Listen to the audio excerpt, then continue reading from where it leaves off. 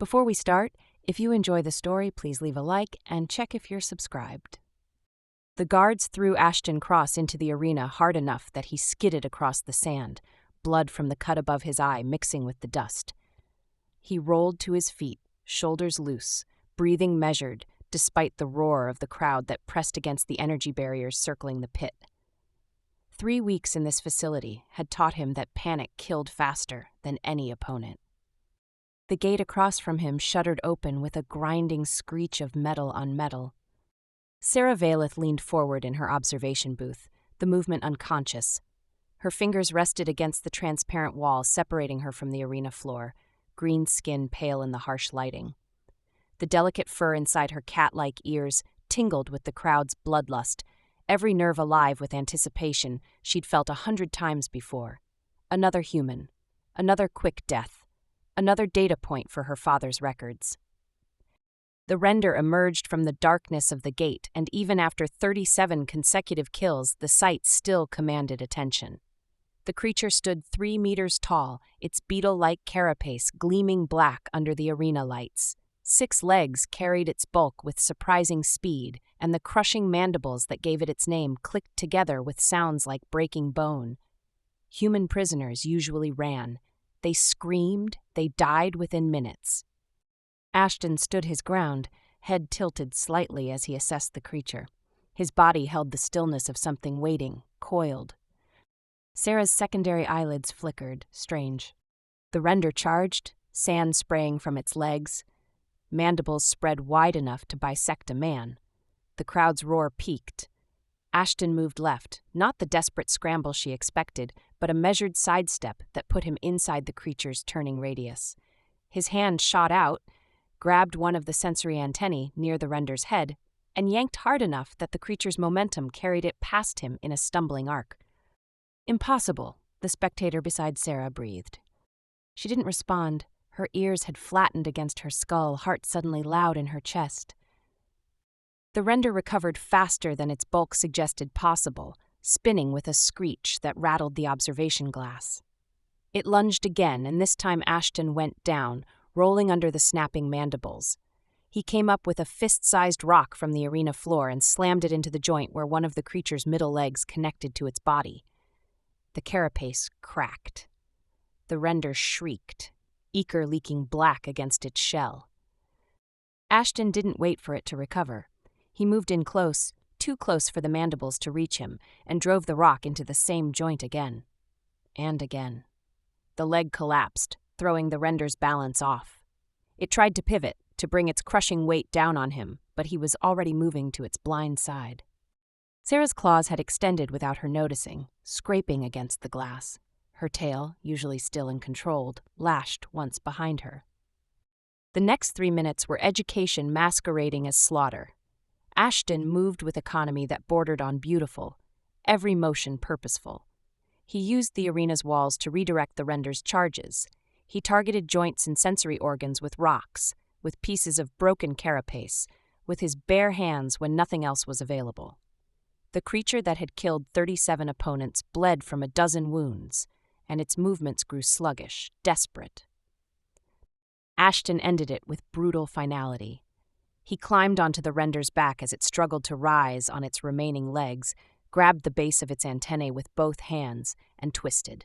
The crowd fell silent as he pulled, muscles straining, teeth bared with effort. The chitinous plating cracked.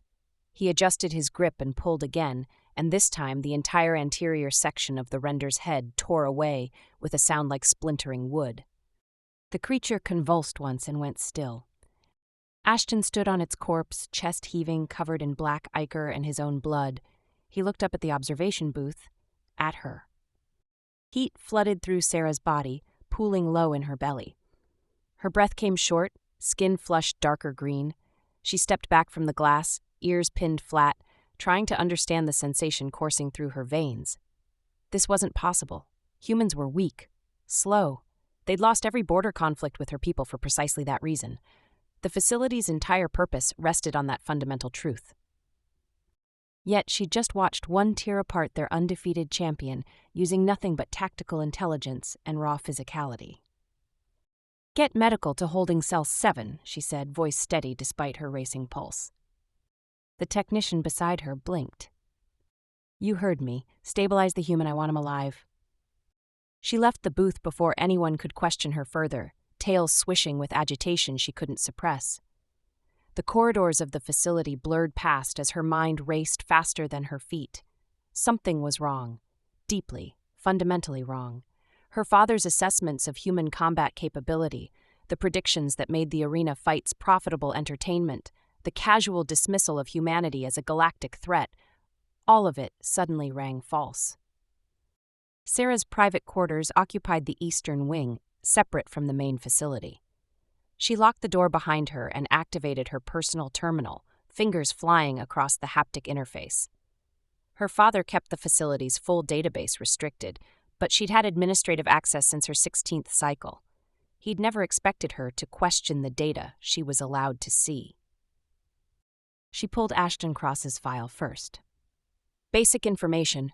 Captured during a border skirmish 6 months ago, former military designation redacted, assigned to arena rotation 3 weeks prior. But underneath the standard entries, she found gaps. Medical assessments that should have been daily showed long intervals. Psychological evaluations were cursory at best. His neural activity scans during previous fights had been flagged as anomalous, then the flags had been deleted. Someone had sanitized his file.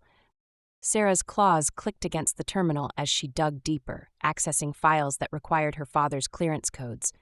Codes she'd memorized years ago, during a moment of teenage rebellion she'd never expected to use. What she found made her blood run cold. 12 other human prisoners, all military, all with similar gaps in their records, all scheduled for arena rotation. And underneath those files, a directory she'd never seen before, Combat Assessment Archive Restricted. She opened it. Data flooded her screen. Detailed analyses of human physiology, endurance studies, tactical response patterns, videos of humans in combat situations that should have been recorded during the border wars but showed environments she didn't recognize, performance metrics that contradicted every official assessment her government had published about human capabilities. The files went back 7 years.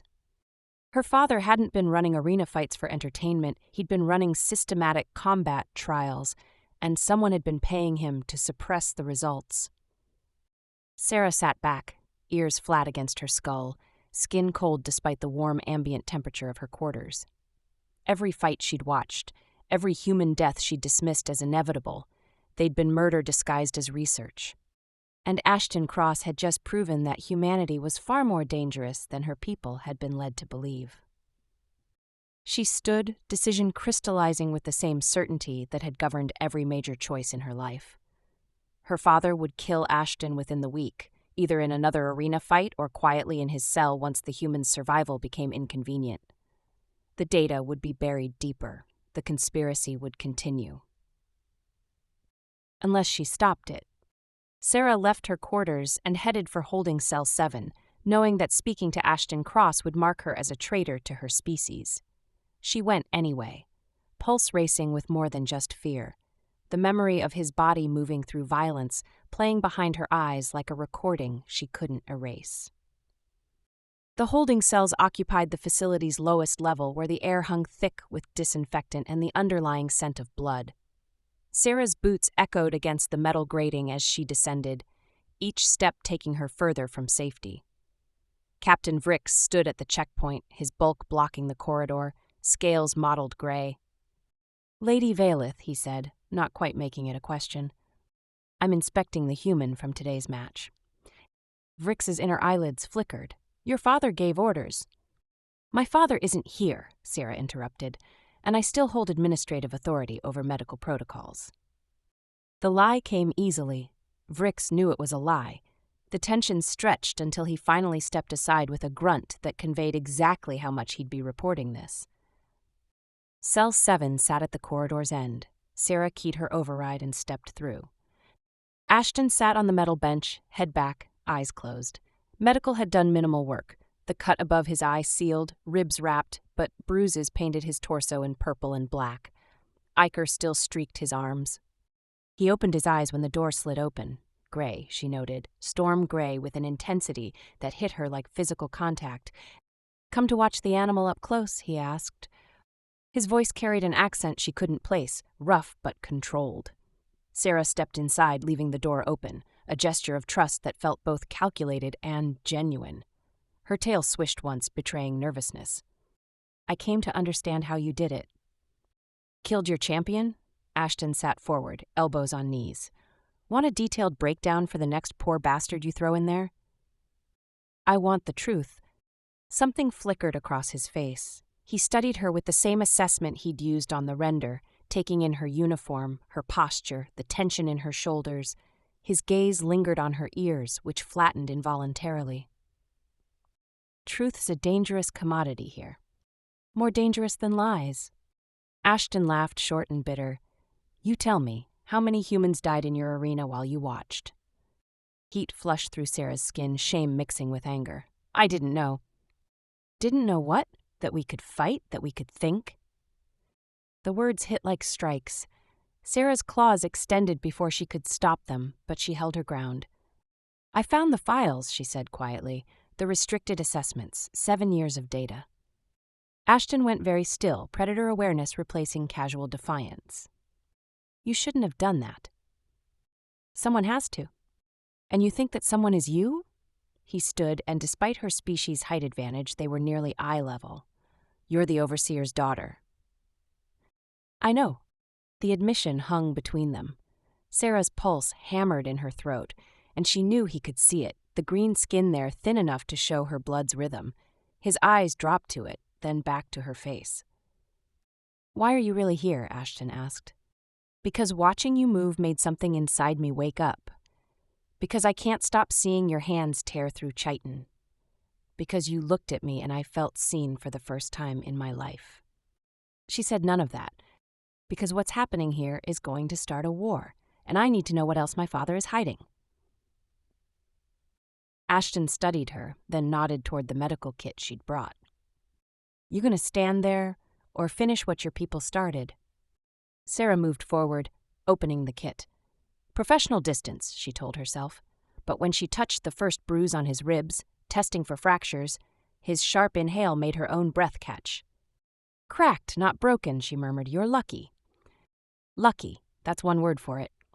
She worked in silence, cleaning wounds medical had missed, applying regenerative gel. His body radiated heat her species never achieved, and the close proximity filled her senses with his scent, copper and salt, and something uniquely human that made her head swim. You were military, she said. Special operations? Does it matter? It matters if I'm going to help you. His hand caught her wrist, firm, stopping her mid-motion. You can't help me. The best thing you can do is forget those files and go back to your life. Sarah looked at where his fingers wrapped her wrist, pale against green, warm and vital, her ears swiveled forward without permission. What if I can't? She whispered. Then you're as dead as I am. The cell door hissed open. They broke apart as Rix filled the entrance, expression carved from stone. Lady Valeth, your father requires your presence immediately. Sarah gathered the kit with trembling hands. She didn't look at Ashton as she left, but felt his gaze like heat. Commandant Drakov Valeth stood in operations watching a replay of Ashton's fight, footage slowed and analyzed. He didn't turn when Sarah entered. Impressive, isn't it? The efficiency. He finally looked at her, eyes so like her own. Vrix tells me you've developed an interest in our latest performer. I was ensuring proper medical treatment. Of course. Drakov gestured at the screen. Do you know what this human represents? Everything the Council says about humanity, their weakness, it's propaganda. Useful, but propaganda. You've known this for 7 years. His smile widened. The question is what we do with it. Share it with the Council and watch them panic, or profit from it before the inevitable conflict. Who are you selling the data to? Pragmatists who understand the current balance won't hold. He dismissed her with a gesture. Stay away from Cell 7. Your interest is unbecoming. Back in her quarters, Sarah dug deeper into the files. Hidden in corrupted data. Ashton's complete record. Lieutenant Ashton Cross, Special Operations Group. decorated 4 times, captured during a mission that officially never happened. Her government had known exactly what he was. She opened the next file, deployment records for Serpent's Tooth, docking in 6 days, manifest, classified. The humans weren't test subjects, they were products. The communication hub sat 3 levels up, accessible with proper authorization. If she transmitted evidence to both governments simultaneously, the conspiracy would collapse. But she couldn't do it alone. Sarah stood, decision made. She was about to commit treason, about to trust a human who had every reason to hate her. The certainty felt like falling and flying at once. Sarah returned to Cell 7 at shift change, when corridors emptied and Vrix rotated to upper levels. She carried no medical kit this time, no excuse that would hold under scrutiny. Just her access codes and a decision that burned in her chest. Ashton stood when she entered, shoulders square, reading her body language before she spoke. "We're leaving," Sarah said. "Now." "We?" Not a question. His eyes narrowed, calculating. "The communication hub, 3 levels up. I can get us there, but I need..." "Muscle," he finished. "Someone expendable." The words stung. Sarah's tail lashed once. "I need someone who wants to live. The Serpent's Tooth docks in 6 days. Whatever's on that ship, it's not taking you anywhere you'll survive." Ashton moved closer, and she held still through the effort not to step back.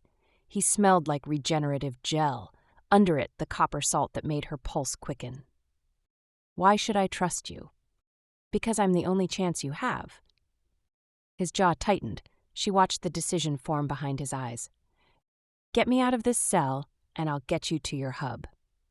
Sarah's fingers flew across the control panel. The locks disengaged with clicks that sounded too loud. The door slid open, and Ashton stepped through, free for the first time in 6 months. He rolled his shoulders, testing limits. The bruises still marked him, but he moved like something coiled and ready. "Patrol routes," he asked. "Memorized, follow me." They moved through lower levels like shadows, Sarah's knowledge guiding them past checkpoints. Ashton kept 2 steps behind, silent despite his size, his presence both comfort and threat. The maintenance shaft required command clearance. Sarah's codes opened it, and they slipped inside, the narrow space forcing them close. Metal rungs climbed into darkness. Sarah started up, hyper-aware of Ashton below, his breathing steady. Halfway up, voices echoed from above, patrol. Sarah froze. Ashton's hand found her ankle, squeezed once, warning and reassurance. Heat spread from the contact. The voices faded. They continued climbing. Level 2 opened into a junction. Sarah checked the passage, saw it empty, gestured forward. They'd made it 3 meters when the alarm shrieked to life, red lights pulsing. "They found the cell," Ashton said, already moving. "This way." Sarah ran, Ashton matching her pace. Behind them, boots thundered, shouts echoed. The facility was waking, and they were still 2 levels from the hub. A security door dropped ahead. Sarah skidded to a stop, fingers jamming the override. Too slow. Ashton grabbed her waist and hauled her sideways as plasma fire scorched where she'd stood. 3 guards rounded the corner, weapons raised. The alcove offered no cover. Sarah's claws extended, useless against armor. Ashton moved first. He went low, hit the first guard like a ram. They went down together, his elbow driving into the junction where helmet met chest plate. The weapon clattered away. The second guard swung his rifle. Ashton caught it mid-swing, used momentum to yank the guard forward. His knee came up, connected with midsection under the armor line. The guard folded. The third guard had a clear shot. Sarah threw herself at him, all claws and desperation. Her strike caught his faceplate, scratching across polymer. Not enough to damage, but enough to make him flinch. Ashton was there, one hand on the rifle, twisting, the other striking the guard's throat above armor. The guard dropped. 15 seconds, 3 armed guards down. Ashton grabbed a rifle, checked the charge, looked at Sarah. "You all right?" She nodded, unable to speak past adrenaline. He'd moved like violence given form. "Override that door, we don't have much time." Sarah's fingers found the panel. The door rose with a grinding whine. More shouts echoed from multiple directions. They ran through. The corridor beyond stretched long and exposed. Halfway down, another patrol emerged. Ashton fired without breaking stride. The first shot took the lead guard in the shoulder. The second scattered the group. Sarah grabbed his arm and yanked him into a cross corridor. Hubs above us, emergency stairs East Junction. They found the stairs, started climbing. Ashton stopped at the landing, fired down the stairwell. The plasma bolts forced the guards back, but the rifle's charge blinked amber. "Keep moving," he ordered. Level 3. The hub sat 50 meters ahead, behind 2 checkpoints and a blast door requiring dual authorization. Sarah's codes would get them through the checkpoints. The blast door was another problem. They cleared the stairwell. The first checkpoint panel glowed. Sarah pressed her palm to the reader and the barrier slid aside. The second required retinal scan. She leaned close, let it read her eye, prayed her father hadn't revoked clearance.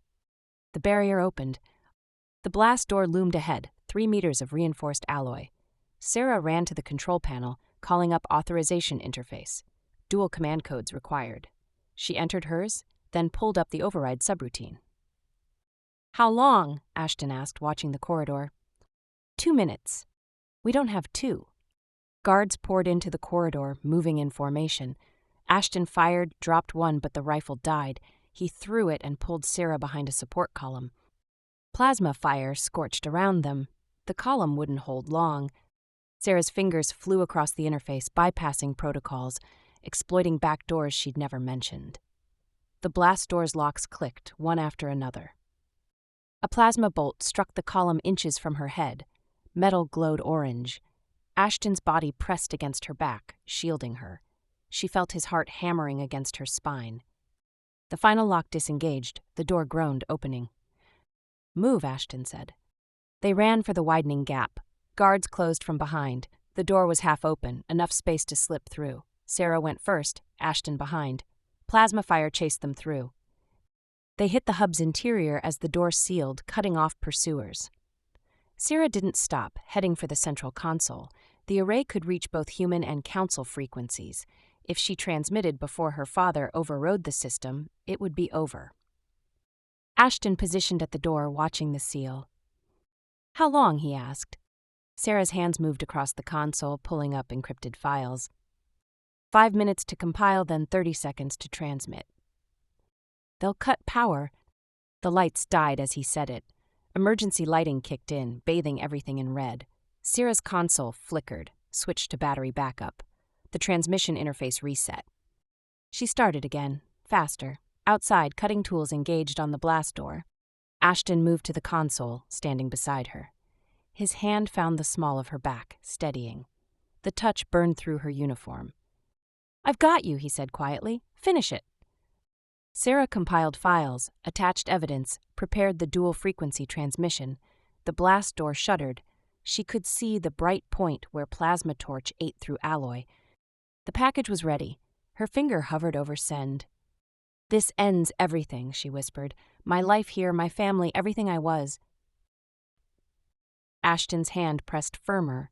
She looked at him, found those gray eyes watching with an intensity that stripped away every pretense. "Do it anyway," he said.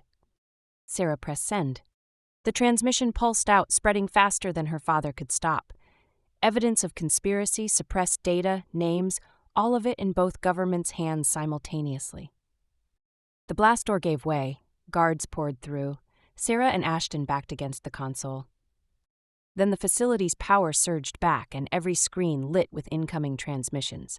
Human military vessels, council authority ships, the conspiracy unraveling in real time. Vrick stood at the front, weapon lowered. "Stand down," he said to his team, then to Sarah. "Your father's been arrested. Council orders." Sarah's legs gave out. Ashton caught her, held her up, arms solid around her waist. She leaned into him, exhausted, terrified, alive. They'd done it. The facility descended into controlled chaos. Council representatives arrived within hours, their ships flanking human military vessels in an uneasy alliance born of mutual outrage. Sarah watched from the hub's observation window as both fleets established position, weapons armed but not targeting each other. Yet, Ashton stood beside her, close enough that his arm brushed hers. Neither had moved far from the other since the transmission. "Lady Valeth." She turned to find Vrix approaching, his expression unreadable. Behind him, 2 council officers in formal regalia waited with rigid posture. These officers need your testimony regarding Commandant Valeth's activities, and they need the full archive. Sarah's ears flattened. Where is my father? Detained on the council flagship. He's demanding to speak with you. No. The word came out harder than intended. Ashton's hand found hers, fingers threading through hers in a gesture that drew immediate attention.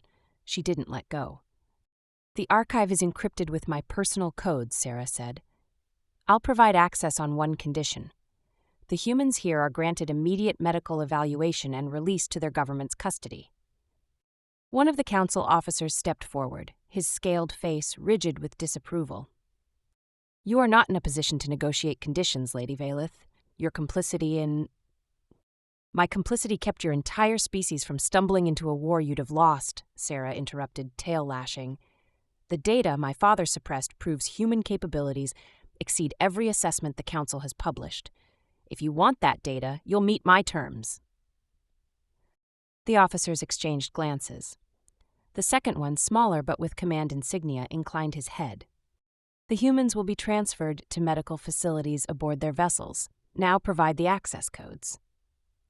Sarah spent the next 2 hours walking council investigators through the archive, explaining her father's methodology, identifying buyers, connecting transactions to suppressed reports. Ashton remained at her side throughout, silent but present, his proximity the only thing keeping her steady as she systematically destroyed what remained of her family's reputation. When the investigators finally dismissed her, exhaustion crashed through her system. She leaned against the corridor wall outside the hub, eyes closed. You need to eat, Ashton said. I need to sleep for about 3 days. Food first, then sleep. His hand settled at the small of her back, guiding her down the corridor toward residential sections. The facility felt different now, emptier, stripped of purpose. They passed other humans being escorted toward docking bays, most looking exhausted. A few nodded at Ashton. One clasped his shoulder as they passed, said nothing, but the gratitude was clear. Sarah's quarters remained untouched, the terminal still displaying the files she'd accessed before everything changed. She locked the door behind them and moved to the food synthesizer, calling up something resembling nutrition. Ashton prowled the space like he couldn't quite believe the walls weren't closing in. He touched things, the terminal, the observation window, her collection of data crystals, as if confirming they were real. How long were you in that cell? Sarah asked quietly. 3 weeks and 7, 6 months total in the facility. 6 months. She'd lived in comfort 50 meters above him, watching humans die for entertainment, never questioning. The shame sat heavy in her chest. I'm sorry. Ashton stopped prowling, turned to look at her. For what? All of it. The arena, my ignorance, the fact that I'm the reason you were ever in that cell. You're also the reason I'm out of it. He crossed to where she stood, close enough that she had to tilt her head back to meet his eyes. The intensity there made her breath catch. You destroyed your entire life to save mine, Ashton continued. You committed treason. You'll probably never be able to return to council space. So no, Sarah, you don't get to apologize to me. His hand came up, fingers tracing the line of her jaw, sliding back to cup her ear. The touch sent electricity through her nervous system. Her ears swiveled into the contact involuntarily. This, he said, thumb brushing the sensitive fur inside her ear, does this mean what I think it means? Sarah's tail wrapped around his wrist, pulling his hand more firmly against her. What do you think it means? That you want me as much as I want you. The admission hung between them, stripping away the last pretense. Sarah's claws extended, pricking against his chest through his shirt. I watched you kill in that arena, and it made me feel things I didn't understand, things I shouldn't feel. And now? Now I understand them perfectly. Ashton's other hand found her waist, pulling her against him. The heat of his body burned through her uniform.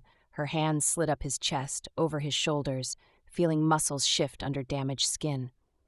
We shouldn't, she whispered, even as her body pressed closer.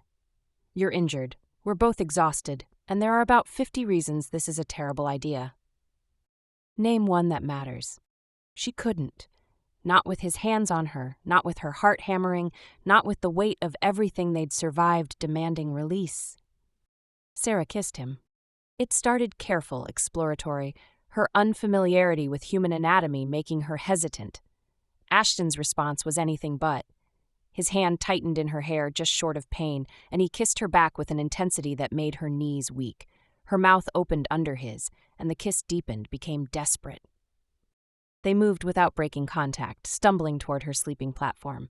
Ashton's hands found the seals on her uniform, and she helped him, fingers shaking. The fabric parted, fell away. His sharp intake of breath when he saw her sent heat flooding through her entire body. "You're beautiful," he said, voice rough. Sarah reached for his shirt, pulling it over his head, careful of his injuries. The bruises had faded to yellow-green, but they still marked him. She traced them with her fingertips, then leaned in and kissed each one. Ashton shuddered under her touch, his control so absolute in combat, frayed at the edges. They fell onto the sleeping platform together, all caution abandoned. His hands explored her body with focused intensity, learning what made her gasp, what made her claws extend, what made her tail wrap tight around his leg. She returned the exploration, fascinated by the differences between them, the way his skin heated under her touch, the sounds he made when she found sensitive places. When they finally came together, it was with desperation born of surviving what should have killed them. Sarah gasped his name as he moved inside her, the pleasure almost too intense. Ashton's control shattered completely, his hands gripping her hips, his breathing ragged against her neck. They moved together in a rhythm that felt ancient and new, building towards something that felt like falling and flying. Sarah's claws dug into his shoulders, her ears flat, every sense overwhelmed. When she shattered, it was with a cry that probably carried beyond the locked door. Ashton followed moments later, her name on his lips. They lay tangled together afterward, breathing hard. Ashton's fingers traced lazy patterns on her hip. Sarah's tail curled around his calf possessively. "Come with me," Ashton said quietly. "When I leave, come with me." She lifted her head, searching his face. "You don't mean that." "I do, unless you'd rather stay and face whatever punishment your people dream up for treason." "They'll call me a traitor, a collaborator." "They already do." Ashton's hand cupped her face. "Come with me, Sarah. We'll figure out the rest as we go." The offer should have terrified her. She'd known him less than 2 days.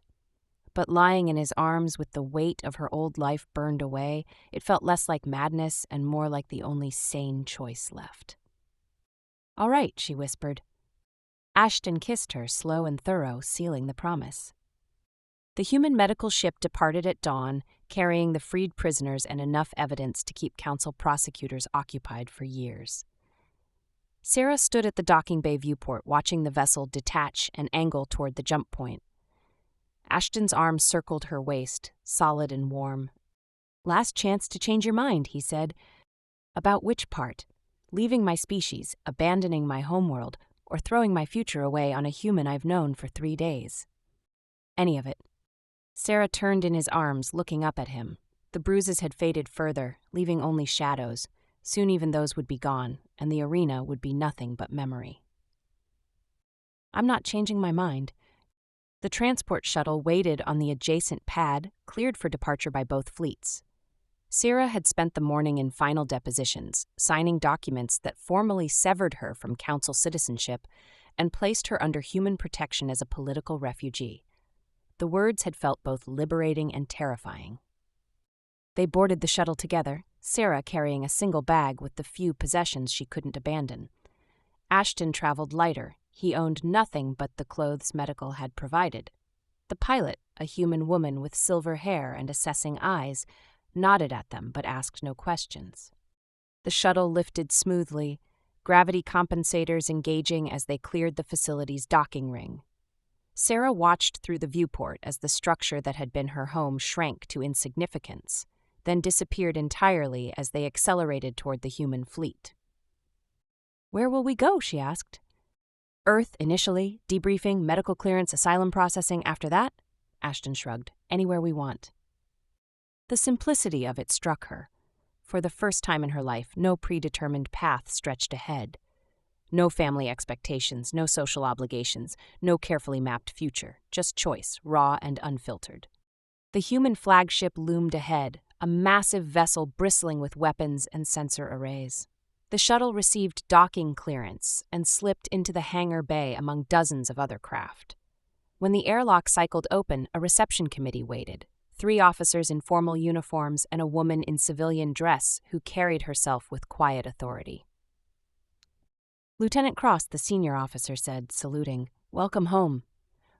Ashton returned the salute, his posture shifting into something more rigid, more military. "Thank you, sir." The officer's attention shifted to Sarah, and she felt the weight of scrutiny like physical pressure. Her ears flattened involuntarily. "Lady Valeth, I'm Captain Hayes. This is Dr. Shen, who will be handling your asylum application and integration." Dr. Shen stepped forward, offering a hand in the human gesture of greeting. Sarah took it carefully, mindful of her claws. "Welcome aboard," Dr. Shen said.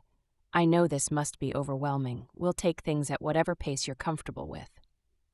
The kindness in her voice nearly undid Sarah's composure. She nodded, not trusting her voice.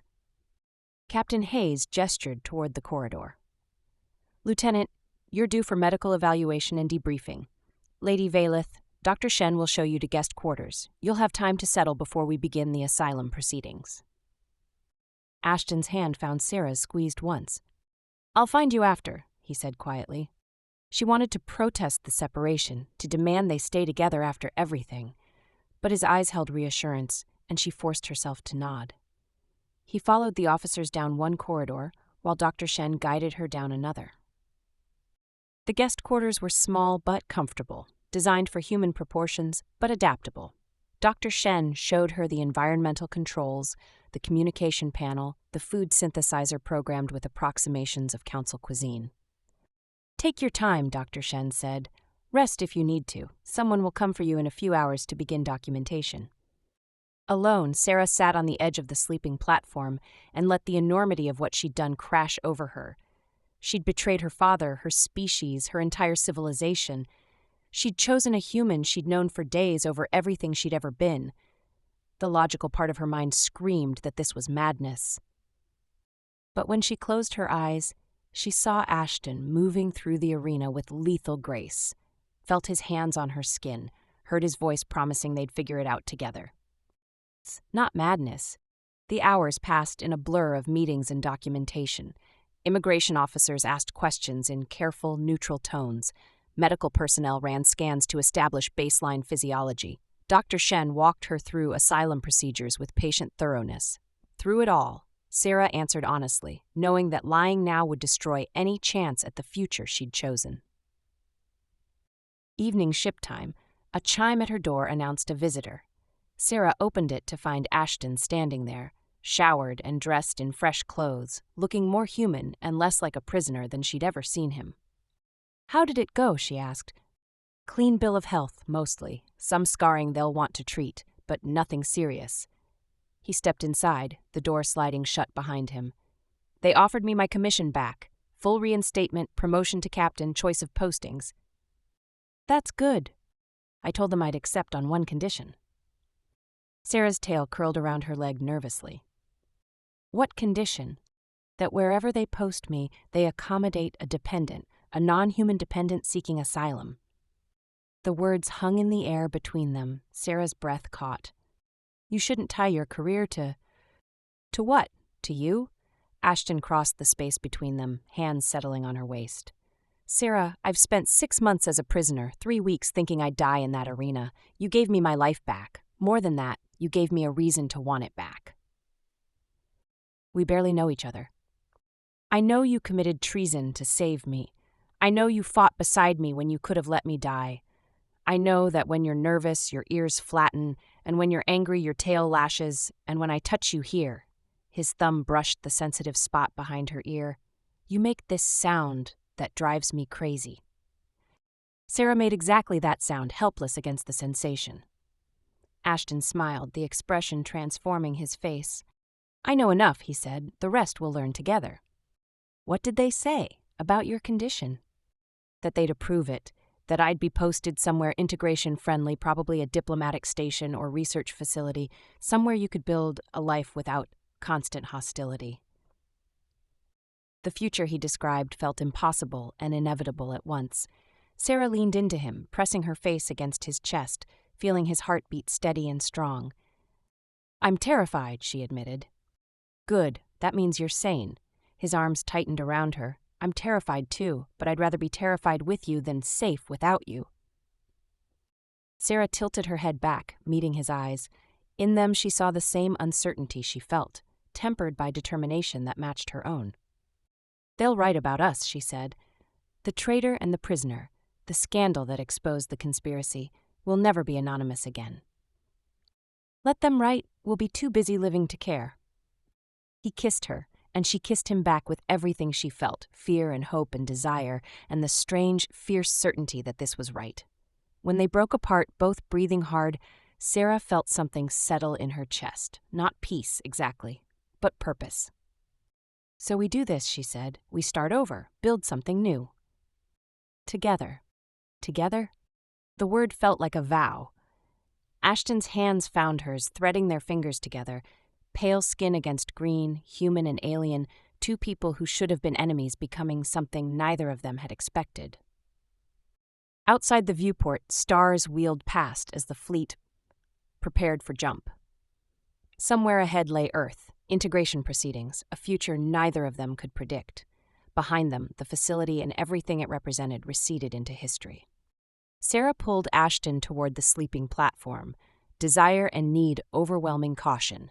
They came together with the same desperate intensity as before, but underneath it ran something deeper. Not just survival or attraction, but choice. The conscious decision to build something from the ashes of everything they'd destroyed.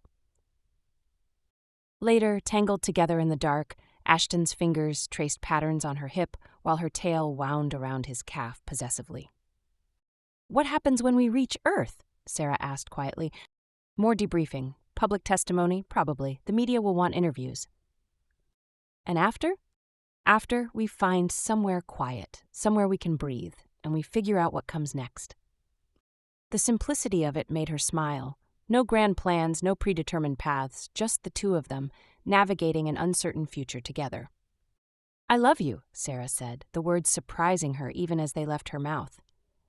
Ashton went still, then rolled to face her, his gray eyes intense in the low light. "Say that again."